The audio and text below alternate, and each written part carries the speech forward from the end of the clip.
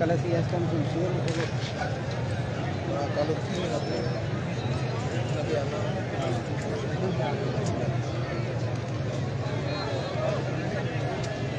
कितने बजे निकले सुबह 8 बजे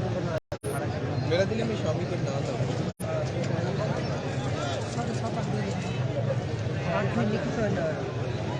साढ़े 5 राती आ जाओ तो साढ़े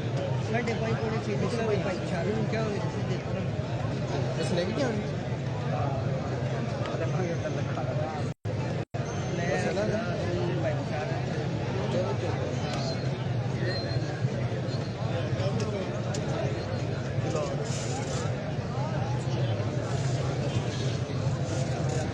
दुकान पक्की करी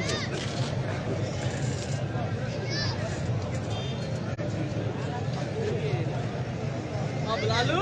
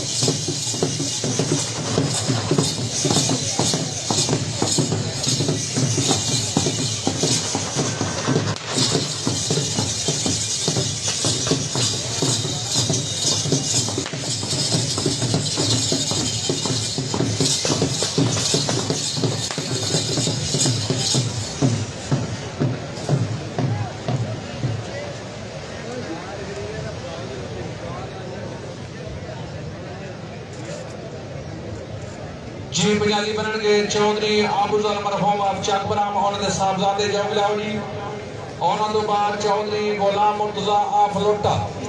ਆਪਣੀ ਜੋਗ ਮਗਰ ਤਿਆਰ ਰੱਖੋ ਜੀ। ਉਹਨਾਂ ਤੋਂ ਬਾਅਦ ਮਲਕ ਮੁਹੰਮਦ ਅਨਵਰ ਕਮਾਲ ਮਲਕਾ ਜ਼ਿਲ੍ਹਾ ਗੁਜਰਾਤ, हसनैन फयाज साहब कस्तीला महर काले खां मरो मिशन मल्ला नंबर 3 जेलम चौधरी दावीद मसूद साहब जंचली